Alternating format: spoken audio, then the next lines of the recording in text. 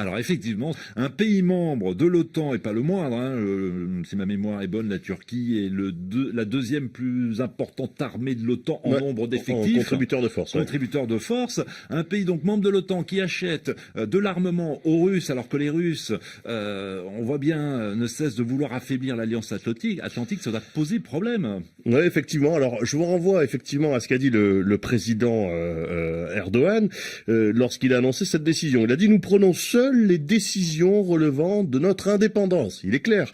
Grosso modo, il dit: la Turquie parle avec qui elle veut. Elle est membre de l'OTAN, mais elle parle avec qui elle veut et elle fait du business avec les Russes si elle a envie de faire du business, des affaires avec les Russes. Alors oui, la Turquie est membre de l'OTAN, membre important, vous l'avez rappelé, une position stratégique, la Turquie, entre le vieux continent et le Moyen-Orient. L'Alliance Atlantique ne voit pas forcément d'un bon œil l'achat de systèmes russes par l'un de ses pays membres.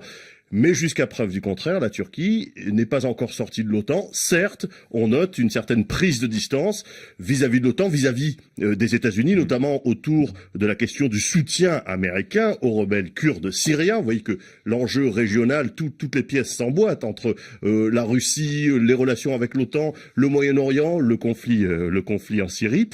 Pour l'achat particulier des S-400, il faudra regarder deux choses.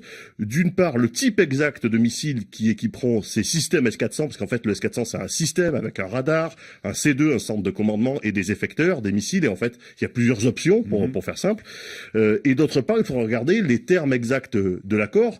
Grosso modo, est-ce que les Russes autoriseront les Turcs à utiliser ces missiles, par exemple, lors de manœuvres de l'OTAN ?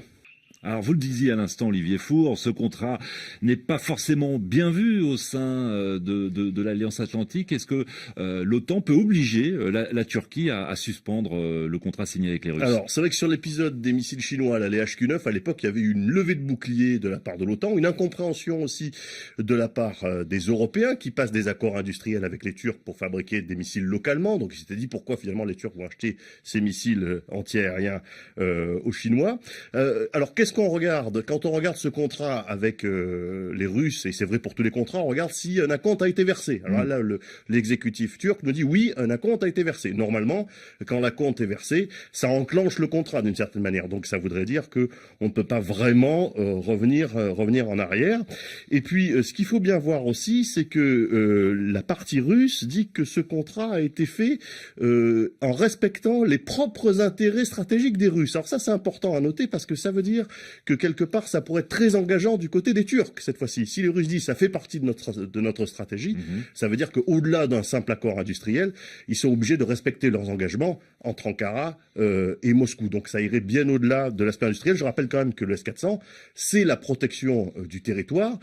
C'est pas un missile de courte portée, c'est un missile qui est là pour sanctuariser des territoires. C'est ce que les Russes ont mis en Crimée, c'est ce qu'ils ont mis à Kaliningrad, c'est ce qu'ils ont mis en Syrie, c'est ce que les Égyptiens sont en train d'acheter. Et vous avez suivi aussi, il y a quelques années, tout le débat autour de la vente de missiles S-300, S-400 à l'Iran. Donc en fait, il y a dans la région toute une série de pays qui sont en train de se doter des mêmes missiles. La question, est-ce que ces systèmes seront interconnectés? Parce que là, du coup, il y aurait une espèce de barrière anti-missile, voire de bouclier anti-missile, avec en arrière-plan la mainmise de la Russie. En tout cas, le Pentagone dit avoir fait part des inquiétudes américaines à la Turquie au sujet de cette commande. La France, quant à elle, elle exprime une attitude plus neutre. L'achat de ces équipements militaires par la Turquie relève d'un choix souverain qui n'appartient pas aux membres de l'Alliance Atlantique de commenter. Fin de citation. Oui, sachant aussi que les Européens, et notamment une société qui s'appelle MBDA, une société de fabricants de missiles, est en tractation avec les Turcs pour essayer de développer un système assez comparable. Ça s'appelle Eurosam. Ça serait autour du missile Aster 30 et c'est assez comparable au S-400. Donc, il y a encore des choses en négociation.